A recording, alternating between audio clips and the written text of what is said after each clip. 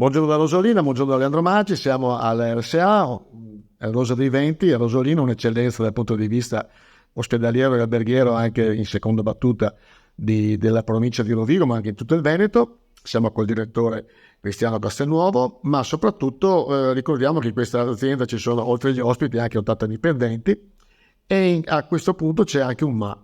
Cosa è successo, direttore? Buongiorno a tutti, è un ma che ci portiamo dall'inizio, perché noi abbiamo avuto l'autorizzazione alla costruzione di questa meravigliosa struttura per una capienza di 120 posti. 120 posti che erano inizialmente suddivisi con indicazione di ULSS all'epoca 19 perché era il 2016, adesso ovviamente ULSS 5, di 96 posti per non autosufficienti, 14 posti di URT, 4 di hospice e 6 per autosufficienti. Abbiamo avuto subito l'autorizzazione per 96 posti, 18 posti, quelli 14 URT e 4 hospice, sono finiti all'ospedale di Adria, perché una DGR, se non mi ricordo male, la 614 del 2019 li spostava in ambito ospedaliero e quindi non più sociosanitario, come è un RSA, e però noi siamo rimasti col cerino in mano, nel senso che a fronte di quei 18 posti che non abbiamo mai potuto attivare, al posto di quei 18 posti che abbiamo costruito e che sono quindi stati un costo per noi, non abbiamo mai avuto 18 posti per non autosufficienti, 18 posti per autosufficienti, insomma, io ho 9 camere chiuse, che è 3/4 di un nucleo, ho una lista d'attesa di 20 persone che bussano alla porta tutti i giorni, che sanno, perché Rosolino è un paese piccolino, sanno che io ho delle camere chiuse e lista d'attesa e non capiscono perché io non possa dare assistenza a chi la richiede, e questo non dà una bella immagine anche al sistema, non solo alla Rosa dei Venti, ma al sistema, perché stiamo negando assistenza a chi ne ha bisogno. Ribadisco e ribadiamo che l'ente gestore Ospitalia non sta chiedendo la convenzione, quindi un costo per la pubblica amministrazione. Stiamo chiedendo di poter esercitare il diritto di assistenza a chi ne fa richiesta in libero mercato. Quindi non graveremmo sui bilanci di regione, di ASL e di nessuno. Questi 18 posti implicano che in questo momento qua avete delle difficoltà economiche. Certamente, noi abbiamo costruito 120 e adesso abbiamo 96 ospiti, abbiamo costruito una struttura da 14 milioni e mezzo, ovviamente riparametrato sono 4 milioni spesi in più che ovviamente non hanno neanche più generato ricavi, e questo chiaramente comincia a essere una difficoltà che non nascondiamo, speriamo nel più tardi possibile, ma ci stiamo arrivando in realtà, che possa ripercuotersi anche sul discorso di gestione degli operatori, perché purtroppo si arriverà a un punto che non avremo i soldi per gli stipendi.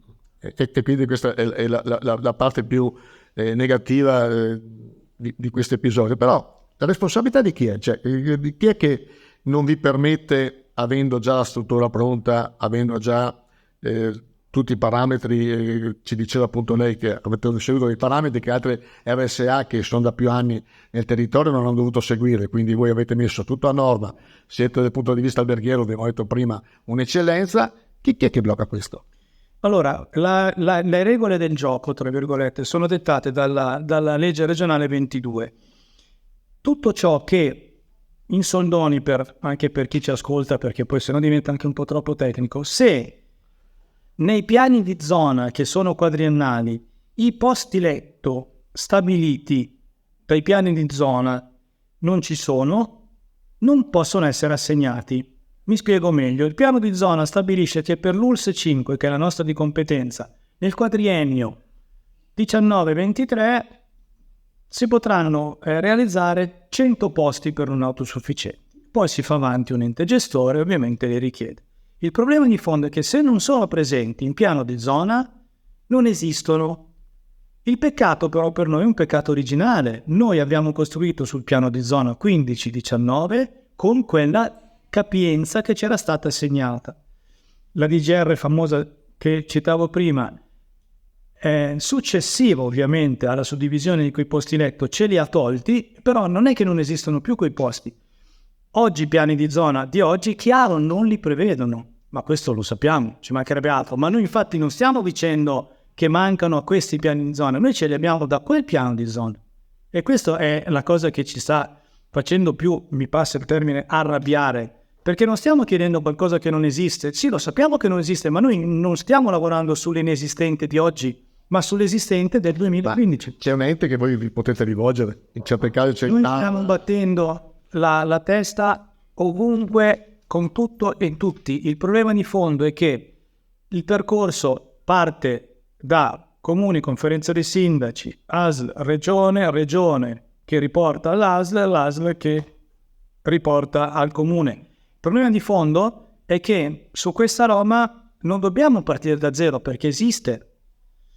Noi abbiamo sfruttato anche la finestra della DGR 992 dell'agosto di quest'anno, che riapriva gli accreditamenti fuori dai piani di zona. Quindi ci siamo detti, va bene, facciamo questa domanda a questo punto, perché sappiamo che non rientrano, ma con questa DGR magari la risposta di Azienda Zero dell'altro giorno è che non rientriamo nei piani di zona. E quindi I miei gli strumenti che avete in questo caso? Niente. Fino a che ci si ferma all'attuale piano di zona, è chiaro che avremo sempre porte in faccia. Il ragionamento, ripeto, è da fare su quello che in realtà era stato assegnato, e quindi bisogna un po' andare oltre dalla rigidità dell'articolo 7 della legge 22, perché non ci rientriamo in questa fattispecie, nel senso che quella roba lì, mi perdono il termine poco professionale, quella roba lì c'era già per noi nel precedente piano di zona. Avresti fatto un'idea di chi in questo meccanismo di scatole di Matrioska non vuole andare avanti, oppure è solo una questione di burocrazia che ha i suoi gangli? Il problema di fondo è che chi deve autorizzare, non dico che ha ragione, ma che cosa fa? Guarda l'esistente del piano di zona e dice: io non ti posso autorizzare una cosa che non c'è. E lì si ferma il ragionamento. Perché quella roba di autorizzata alla costruzione nel 2015 non c'è più. Non c'è più. Fa parte di quei paradossi all'italiana. Ma io ho detto prima che ci negano l'assistenza, ma credo che, adesso non sono un costituzionalista, men che meno mi ci metto, ma credo che stiamo anche un po' andando contro un aspetto costituzionale che riguarda il prestare assistenza e quant'altro. Se non ricordo male sono gli articoli 32 in zona della Costituzione, perché io ho dei posti, ho gente che ha necessità di entrare, non chiedo nulla, ripeto, di economico a regione, eccetera, eccetera, e non sto rispondendo a chi purtroppo per qualsiasi tipo di ragione ha bisogno di un RSA. Ed è questo veramente il paradosso, come dicevi tu, il paradosso della situazione. Cioè, io ho dei posti, ho la disponibilità, sono pronti all'uso perché li ho costruiti, le camere sono arredate, sono fatte, finite. La gente arriva, mi lascia la domanda, sa che ci sono quelle camere perché, ripeto, a Rosolina ci si passa la voce abbastanza velocemente su tutto e tutti, e io devo dire di no.